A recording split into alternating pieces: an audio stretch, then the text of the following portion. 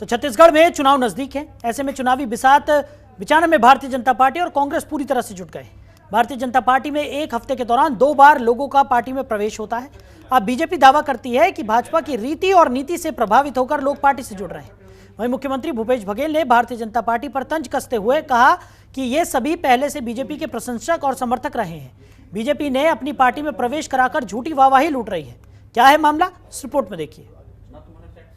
साल 2000 में छत्तीसगढ़ का गठन हुआ, जिसका श्रेय अटल बिहारी वाजपेयी जी को जाता है। गठन के बाद कांग्रेस की अजीत जोगी सरकार ने छत्तीसगढ़ की कमान संभाली, लेकिन 1.5 साल बाद हुए चुनाव में बीजेपी की जीत हुई और पूर्व केंद्रीय मंत्री रमन सिंह को छत्तीसगढ़ का मुख्यमंत्री बना दिया गया। रमन सिंह ने लगातार 15 सालों तक छत्तीसगढ़ में शासन किया, लेकिन साल 2018 में रमन सिंह सरकार की विदाई हो जाती है। आने वाले कुछ महीनों में छत्तीसगढ़ में फिर से चुनाव होने वाले हैं। ऐसे में बीजेपी फिर से सत्ता में आने के लिए पूरी कोशिश में लगी हुई है और इसके लिए सभी तरह के हथकंडे भी अपना रही है। चुनाव के नजदीक आते बीजेपी अब भूपेश बघेल सरकार की नाकामियां गिना रही है और लोगों के बीच उजागर कर रही है। वहीं बड़ी तादाद में लोग भारतीय जनता पार्टी में प्रवेश कर रहे हैं। भारतीय जनता पार्टी में प्रवेश को लेकर बीजेपी के प्रशंसक और समर्थक माने जाते थे, उनका विधिवत भारतीय जनता पार्टी में प्रवेश करवाया जा रहा है। पार्टी में वही लोग शामिल हो रहे हैं जो पहले से ही भारतीय जनता पार्टी के समर्थक माने जाते हैं। इस बीच ये भी नहीं भूला जा सकता कि साल 2018 के चुनाव से पहले सतनामी समाज का एक बड़ा तबका कांग्रेस में शामिल हुआ था और इसका असर चुनाव पर भी पड़ा था और वर्तमान में गुरु रुद्र कुमार छत्तीसगढ़ शासन में सिंचाई मंत्री की हैसियत से कार्य कर रहे हैं। तो क्या ऐसा फायदा बीजेपी को भी हो सकता है? तो चुनाव बेहद नजदीक है और ऐसे में कांग्रेस और भारतीय जनता पार्टी लगातार एक दूसरे के आमने सामने नजर आ रही हैं। एक दूसरे पर आरोप प्रत्यारोप की राजनीति यहां पर दोनों ही पार्टियां करती हुई नजर आ रही हैं।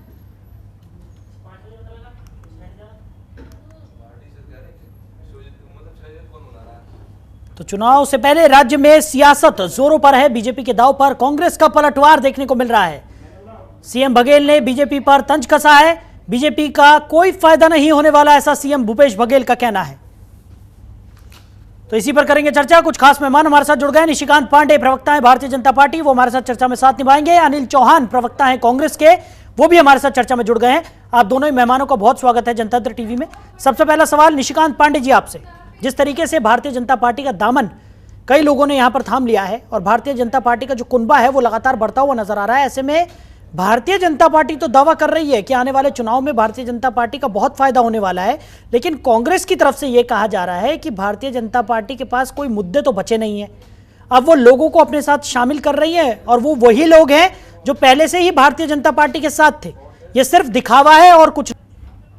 ये बहुत छोटी तब दिखाई देती है जब आप दूर से देखें या करीब से देखें, तो उसको धरती का मतलब हकीकत पता नहीं चल रहा है। आदिवासी समाज के इतने गोंडवाना समाज के एक बड़े बड़े नेता लोग हमारी पार्टी में शामिल हो रहे हैं। क्यों शामिल हो रहे हैं? क्योंकि जो आदिवासी आरक्षण पर जो इन्होंने षड्यंत्र किया और भाजपा के रीति नीति के साथ शामिल होकर प्रदेश की सरकार के साथ जो वादा खिलाफी इन्होंने किया था प्रदेश की जनता के साथ, उसका जवाब देने के लिए लोग जुड़ रहे हैं। हालांकि आपका बाइट में सुन रहा था भूपेश बघेल जी का, बोले कि भाजपा समर्थित लोग ही शामिल किए जा रहे हैं।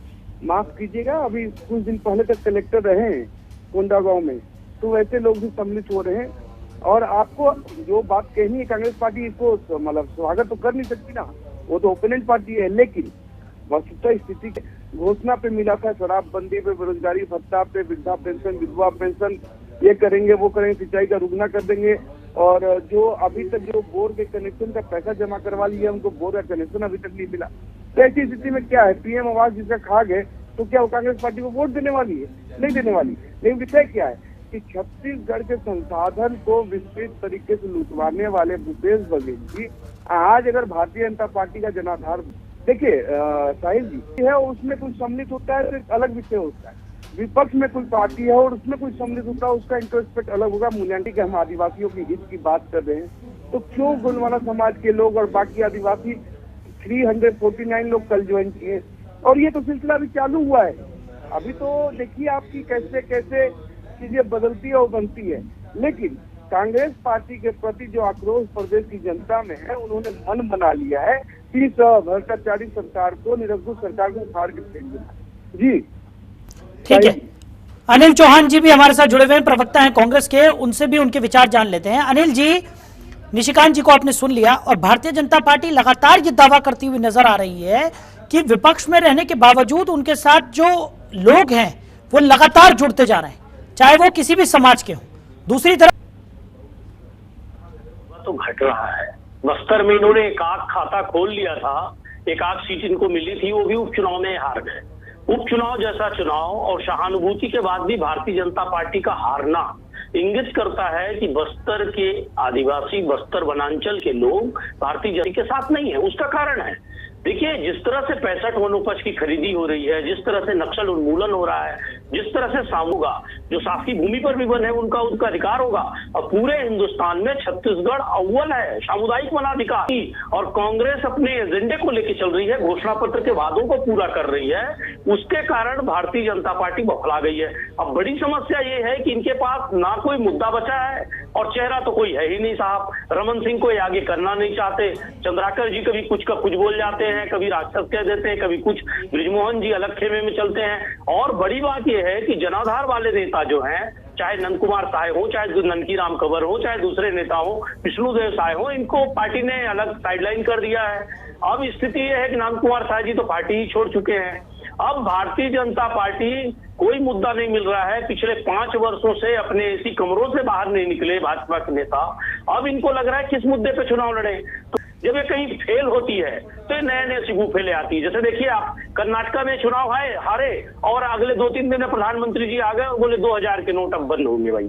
तो 2000 के नोट बंद करने सारे टीवी चैनल और सारे चीजों को उन्होंने वहां डाइवर्ट कर दिया। तो ये मुद्दों से भटकाना जानती है भारतीय जनता पार्टी। तो देखिए साहब, बेसिक बात यह है कि भाजपा के पास न चेहरा है न मुद्दा है।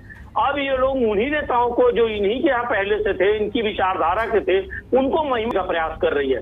अभी हमारे विद्वान प्रवक्ता निशिकांत पांडे जी बता रहे थे कि एक ऐसे साहब भी आए जो कोंडागांव कलेक्टर थे। आप देखे होंगे कि रमन सिंह जी जब सीएम थे तो अभिषेक सिंह के साथ घूमते थे, जब अजीत जोगी जी सीएम थे तो अमित जोगी के साथ घूमते थे। फिर उसके बाद नया ये खोजते हैं। ऐसे खुशामद पसंद जो प्रशासनिक अधिकारी थे उनको कांग्रेस के नेताओं ने भाव नहीं दिया, भैया आप काम करके दिखाइए। अब इनको सफोकेशन होने लगा, तो ये लोग भारतीय जनता पार्टी ज्वाइन कर रहे हैं। तो इससे क्या फर्क पड़ेगा साहब? जनाधार वाले नेता जब पार्टी को नहीं बचा पा रहे हैं तो क्या प्रशासनिक अधिकारी जाके वहां पार्टी को बचा लेंगे? तो इनके पास अपना जमीन ये खोते जा रहे हैं। और आप देखिए, अभी ये जिस तरह से 90 विधानसभा में 14 में आ गए और अब आगे इनका पतन और होना है, क्योंकि 5 सालों में ये विपक्ष की भूमिका भी नहीं निभा पाए। 15 सालों में सरकार में तो सिर्फ कमीशन खोरी, भ्रष्टाचार, कहीं बस्तर अलग थलग पड़ गया। अब स्थिति ये है कि कर्नाटका चुनाव के बाद इनको समझ में आ गया कि धर्म वाली राजनीति भी नहीं चलेगी। ये धर्मांतरण का नया सिगुफा लेके आ गए थे। इन्होंने कवर्धा में नया डिस्प्यूट लाने का प्रयास किया। तो इस तरह के इनके जो हथकंडे हैं सब फेल हो गए हैं और भूपेश बघेल जी की लोकप्रियता अपनी चरम पर है। तो ये भारतीय जनता पार्टी की सिर्फ स्टंटबाजी है। इससे कोई भी लाभ भारतीय जनता पार्टी को चुनावों में नहीं होने वाला है। ठीक है, कांग्रेस एक बड़े बहुमत के साथ चुनाव जीतेगी साहिल जी। ठीक है, निशिकांत जी नहीं है, यानी भारतीय जनता पार्टी के पास अब जो मुद्दे नहीं बचे वो सिर्फ और सिर्फ चुनावी प्रोपेगेंडा के तहत भारतीय जनता पार्टी जीतना चाहती है और उसको लेकर तमाम ये हथकंडे अपनाए जा रहे हैं। कभी ये दिखाया जा रहा है कि हमारा जो कुनबा है वो लगातार बढ़ रहा है, कभी ये कहा जा रहा है कि सरकार की तरफ से काम नहीं हो रहे या वादा खिलाफी की जा रही है। इस तरीके के तमाम आरोप लगाए जा रहे हैं। लेकिन अब से पहले बीजेपी कहाँ थी? अब चुनाव नजदीक आ गया है तो भारतीय जनता पार्टी भी उठ खड़ी हुई है। क्या कहेंगे? आपको क्यों लगता है कि अब से पहले भारतीय जनता पार्टी कहाँ थी? आपने ऐसा जो बात कहा, आज से 1.5 साल पहले युवा मोर्चा भारतीय जनता पार्टी के बैनर तले बेरोजगारी भत्ता में बड़ा आंदोलन किया। उसके बाद विधानसभा घिराव हुआ, हर विधानसभा का घिराव हुआ, 90 विधानसभा का, हर जिले में प्रदर्शन हुआ। अपना रिजर्वेशन के मामले पर सड़कों की लड़ाई लड़ी गई। तब जाके देखिए कोरोना भी था 2 साल। हाँ, मुद्दा भी नहीं था निशिकांत जी। मुद्दा तो दे रहा हूँ ना, अभी बता रहा हूँ मुद्दा आपको। अगर देखिए, कांग्रेस पार्टी को भ्रष्टाचार क्यों मुद्दा नहीं लगता? मुद्दा इसलिए लगता कि जब राजीव गांधी बोल रहे थे कि 1 रुपया भेजते हैं तो 85 पैसा गायब जाता है, तो बताइए इनको भ्रष्टाचार मुद्दा क्यों लगेगा? एक विषय, कोयला की दलाली तो आपने कर ली, राशन खा गए आप जनता का, और इतना बड़ा शराब का सिंडिकेट निकलदार करे थी। वही बात मोहन मरकाम विधानसभा में खड़े होकर बंदरबाग की बात करे थे। वही बात जय सिंह अग्रवाल तत्कालीन पर्दे में बहुत ज्यादा गोबर हो गया, वो भी कह रहे थे। लेकिन ये है अपने नेता को सुनते हैं ना, हमारे नेता को। मैं आपको पहले लाइन बोला क्या ना, गरूर में घमंड में चीजें दिखाई नहीं देती, सुनाई देती। लेकिन महत्वपूर्ण विषय क्या है, ये अभी बता रहे थे कि हमारे पास चेहरा नहीं है। आपके पास चेहरे पे तो है, लेकिन 65 विधायक साथ में पार्षद, दिल्ली कूच कराना पड़ा तो चेहरा बचा, नहीं तो नहीं बचने वाला था। इसीलिए गुलाब के पंखुड़ी से स्वागत किया गया, किसका? श्रीमती प्रियंका गांधी वाड्रा का। समझिए, आपकी बात मैं समझ सकता हूँ, आपका दर्द भी समझ सकता हूँ, क्योंकि राष्ट्रीय यहाँ कॉन्फ्रेंस जो आप कराए उसमें श्रीमान खड़गे जी आए, राहुल गांधी जी आए, सोनिया गांधी जी आए, लेकिन स्वागत सिर्फ प्रियंका गांधी वाड्रा को क्यों हुआ? क्योंकि कुर्सी उसी के नाम से बची हुई थी। खैर, वो आपका अपना देने के लिए बोलता है 4 लाख युवाओं को 3000 करोड़ रुपया 65 बार कर करके बताया गया था डी सिंह के द्वारा श्रीमान राहुल गांधी जी को। वो मुद्दा नहीं था। शराबबंदी की बात आप क्या के शराबबंदी को लेकर हम लोग आंदोलन कर रहे हैं कि शराबबंदी आपका मुख्य वादा था, लेकिन प्रदेश की महिलाओं ने जो इतना शानदार मैंडेट आपको लैंडस्लाइड विक्ट्री दिया था, किस कारण किया था? इसी शराबबंदी के कारण दिया था। आप उसको मुद्दा नहीं मानते। ठीक है सर, जवाब ले लेते हैं। और प्रदेश की जनता देख नहीं रही, 4.5 साल में एक सड़क का तो निर्माण इन्होंने किया नहीं। आत्मानंद की बात करते हैं, प्रदेश में जो ड्रॉप आउट रेशियो इतना शानदार तरीके से बढ़ाया है। ठीक है, स्कूल की बात करते हो, शिक्षक विहीन स्कूल है आपके पास, आप किस तरह बात करते हो? सुषमापुर से बीजापुर में भी 400 लोगों को जमीन पे लिटा के आप लोग सलाइन चलवा रहे थे। यही विकास का मॉडल है। अगर ये विकास का मॉडल है तो प्रदेश की जनता देख भी रही है कि सही।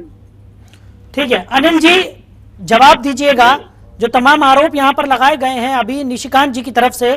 दूसरी तरफ एक सवाल ये है कि जब भी हम चर्चा करते हैं और कांग्रेस और भारतीय जनता पार्टी आमने सामने होती है तो एक बड़ा आरोप जो लगता रहा है वो है वादा खिलाफी का, क्योंकि तमाम वादे किए गए थे सरकार बनने से पहले और उसको लेकर भारतीय जनता पार्टी ये कहती नजर आई है कि उन तमाम वादों में से रोजगार के मुद्दे हों, इन तमाम चीजों पर जो सरकार है वो विफल है पूरी तरह से प्रदेश में। क्या कहेंगे इस पर? साहिल जी, बहुत अच्छा ये आपका डिबेट है, आपको साधुवाद और बहुत अच्छा सवाल भी है। और निशिकांत भाई को इसलिए धन्यवाद, उन्होंने मुझे याद दिलाया। ईडी, सीबीआई और आईटी छत्तीसगढ़ में इनके परमानेंट कैंप है साहब, लेकिन एक कांग्रेस नेता नहीं है जिस पर इन्होंने कोई आरोप लगा पाए हो या कोई आरोप पत्र दायर हुआ हो या कोई मुकदमा दर्ज हुआ। ये प्रमुख एजेंसियों को इन्होंने क्या किया, अपना प्रकोष्ठ बना के इस्तेमाल किया। ऊपर बैठे साहब ने रोजगार मुक्त सरकार का सर्टिफिकेट यहीं से जारी होता है कि पूरी केंद्र सरकार लगी रही, पूरी एजेंसियां प्रकोष्ठ की तरह काम की, फिर भी एक दाग नहीं लगा था। इनके कहने से कुछ नहीं होता, कोई भी तथ्य नहीं मिला है। दूसरी बात मैं आपको बताना चाहूंगा, एक बात और ये कह रहे थे स्वागत की बात। स्वागत में देखिए, प्रियंका जी का स्वागत एक पर्टिकुलर नेता ने किया, सभी नेताओं का स्वागत हुआ। साहिल जी, बड़ी परेशानी की बात यह है, ये एक विशेष तरह की लकड़ी की माला पहनाई गई, उसको भारतीय जनता पार्टी ने अपने औपचारिक ट्विटर हैंडल में लिखा कि सोने की माला पहना के स्वागत किया गया। तो इनको गांधी फोबिया हो गया है। राहुल जी और प्रियंका जी को लेकर भारतीय जनता पार्टी बहुत ज्यादा कहना चाहिए भयभीत रहती है और ये नए नए प्रोपेगेंडा लाते हैं। और किसान इस देश और प्रदेश के रीढ़ की हड्डी है। अगर छत्तीसगढ़ में किसान आज स्वावलंबी है और वह गोबर तक बिक रहा है तो हिंदुस्तान में सिर्फ छत्तीसगढ़ में। और इसके लिए चुनावी वर्ष का इंतजाम नहीं किया गया साहिल जी, कुर्सी पर बैठते ही हमारे मुख्यमंत्री जी ने ये निर्णय लिए। इसीलिए आज मुख्यमंत्री भूपेश बघेल जी इस देश में छत्तीसगढ़ को रोल मॉडल बना पाए हैं और उनकी लोकप्रियता चरम पर है। और देखिए, बेरोजगारी में केंद्र सरकार के औपचारिक आंकड़े थे कि छत्तीसगढ़ में बेरोजगारी सबसे कम है, यहाँ लोगों को रोजगार मिल रहा है। और कोविड काल में भी छत्तीसगढ़ सबसे ज्यादा जीडीपी वाले स्टेट में शामिल रहा। छत्तीसगढ़ में महिलाएं स्वावलंबी हैं, युवा स्वावलंबी है और छत्तीसगढ़ की तरक्की से भारतीय जनता पार्टी बौखला गई है। और अब इनके पास कोई हथकंडे नहीं बचे हैं, तो इस तरह की स्टंटबाजी ये कर रहे हैं राजनीति में। और कंवर और कई भारतीय जनता पार्टी के नेता क्यों में हैं जो नाराज हैं इनसे, इनको किनारे करके भारतीय जनता पार्टी चल रही है जनाधार वाले नेताओं को। ठीक है निशिकांत जी, तो प्रशासनिक अधिकारियों के भरोसे इनकी नैया पार नहीं होगी साहब, ये कुछ प्रशासनिक अधिकारी ला रहे हैं अपने पास। ठीक है सर, ठीक है अनिल जी जवाब ले लेते हैं। निशिकांत जी काफी देर से कुछ कहना चाह रहे हैं, कर पाएंगे जी निशिकांत जी।